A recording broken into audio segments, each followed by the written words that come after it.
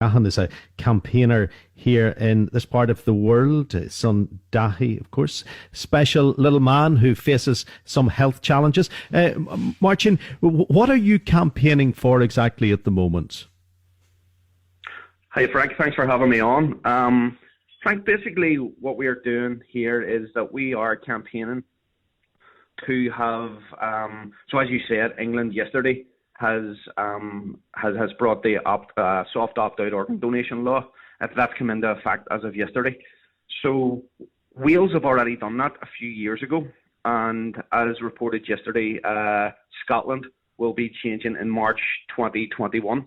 So that was originally planned for autumn 2020, but and also Jersey has also changed in 2019.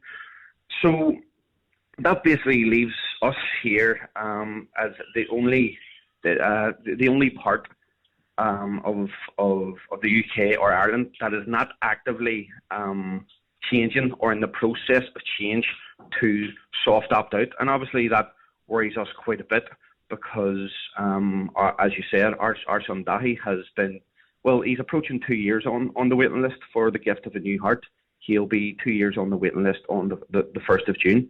So it's been a long enough journey, but you know the campaigning has been keeping us busy, and you know we feel that it's the right thing to do, and there's a number of reasons why we feel it's the right thing to do, and the main thing is that we at the minute there's a shortage of organs, and there are too many people dying on the waiting list. It's reported that 3 people a day die in the UK on waiting lists, and if you read any of the media outlets yesterday, they're reporting that this law change in England could save or improve up to 700 lives.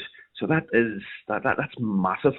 And to be honest, if you know, I've mentioned all those other countries around us. And if I'm honest, we feel a wee bit left out here. I could understand that, Martin. And are you pushing at an open door with it, considering the Republic of Ireland's in step with the rest of the United Kingdom, but we're not? That's a fair enough assessment, isn't it? Well, yes. We had the opportunity to meet with Simon Harris, the minister in the south, and you know, we met with him a few months ago, and he declared at the meeting that he would be willing to work with us when the time comes, as he thought it was the right thing to do. And the thing is, with the south of Ireland, depend on the UK where it comes to organ donation and transplants. So it's not a case of competition or anything like that. Everybody wants to work together for the correct thing, really. But what is the position in the Republic of Ireland? Do they have the opt-out system as well? Well, at the minute, the current it hasn't come into effect. So when we met the Minister of Health a few months ago, it was to go to committee the following day. Everything's looking very positive down there in the government in the south, and it looks like that's going to be coming into effect in the near future. Now, and that's how it works. Is it's not just a case of waving a magic wand that will come in and the law will come in today or tomorrow, and that's where our slight panic comes in, that this is going to be drawn out for a while. Then it needs to be phased in. Then you need a few years to see it coming into effect. So if we don't get our skates on, then it's going to be maybe 10 years before we see any benefit. So we really need to get with the program, in our opinion. So at the minute, we need a transformation in public attitudes. That's the most important thing. I think with NHS organ donation statistics, 6 out of 10 families agree to organ donation. But to meet the needs of the patients, we need at least 8 out of 10 families. And we feel that soft opt-out organ donation is a step in the right direction. It's very important that we say it's a step in the right direction. It's not the final answer. Education is so important.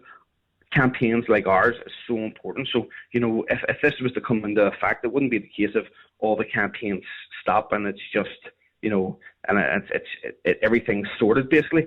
Basically, what needs to happen is we need to continue doing what we're doing, but this is a step in the right direction. Of course, and people need to be kept on board, and you need to liaise with people. But the politicians, if they weren't snowed under with, if for instance Robin Swan wasn't so busy with COVID-19, would he be listening clearly to you on this? Would progress be made, or is there some objection to it here? Well, I have to say, any dealings we've had with Minister Swan have been nothing but positive. He very early in our campaign, he actually rang me personally to wish us luck in our campaigning, and that was right at the start when we were just raising awareness of organ donation. We also had a meeting scheduled with Minister Swan for the 23rd of March, and that was obviously postponed due to the COVID-19 crisis. So at the minute, and I may also add just while we were without a government, we took our campaign to the 11 councils around the north, and the motion of soft opt-out was debated in councils, and all 11 councils passed that. So we're in a position now where the vast majority of politicians, individual politicians, agree on soft opt-out. The vast majority of political parties agree. We've met with the health committee as well, and the chair of the health committee yesterday, Colin Gildernew, he released a statement calling for the introduction of soft opt-out. The majority of the population here seem to agree with soft opt-out, as with a survey from the BHFNI in organ donation during Organ Donation Week last year, where 70% of the population agreed with it.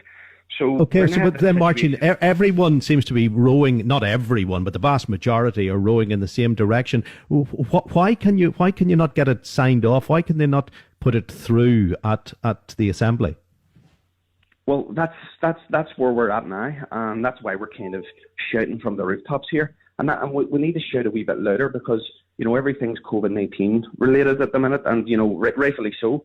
But we still need other things to happen, and that's why we're doing what we're doing today. That's why we're talking to you. That's why we just want answers. Now, at the minute with the current government, there's not that much time left. I think it's about under a year and a half, so it might prove difficult going through in that time. But I think at the minute we're in a very unique position where the countries around us are all changing or have changed to this. So surely we're in a unique position where we've got a bit of a head start. And maybe that sounds, maybe politicians would be listening to this thinking, well, that's silly because that's not the way things are done. But surely with all the countries around us doing this, surely we have a head start here where we could take all the positives from all those countries and make our one that wee bit better or the same, or I don't know. I'm just thinking out loud. I get exactly, Martin. I can understand what the point you're making, and also your frustration as well, because it's happening all around, and you feel that we're the poor cousins here. The wheels of legislation roll slowly, and they're rolling even more slowly now as a result of the pressures of COVID-19. But it is so vital, and it's so vital for you at a personal level as well. Young Dáithí, of course, we see him on TV. He's the young man who fights with Paddy Barnes every time there's a news programme on. He's the same wee man, isn't he? That's the wee man, and to be honest, he's been training away in lockdown, and he's every day mentions Paddy Barnes and all the other boxers that have helped us. He's been shadow boxing. And to be honest, he probably watches that clip with Paddy Barnes every other day as well. And he comes up and says, "Daddy, put me on the phone, me and Paddy Barnes, me punching Paddy Barnes on the nose." So he's just it's amazing. That was unbelievable what happened there, and the message of organ donation went out to over 4 million people with that clip. So it was unbelievable. And I know it was lovely what happened in the ring, but the message behind it was organ donation and what Dáithí needs, and that's what we're doing. Essentially, it's normalising the talk around organ donation in society, and that's what we need. And we feel that soft opt-out legislation, as I said, it's not the be-all and end-all. It's not the final nail. It's a step in the right direction. It's a major step with regards to the change and with the opening of the options to people like Dáithí, and there are many of them. Martin, we'll continue to give you a platform. There's no problem on this programme, and we will feature your campaign, because I think there are very few people who object to the suggestion that we make life available to as many as we possibly can. Martin, it's a fine presentation, not only on behalf of young Dáithí, but on behalf of everyone who's waiting for life-saving intervention. Fair play to you, Martin McGahan there, speaking to us here on U105.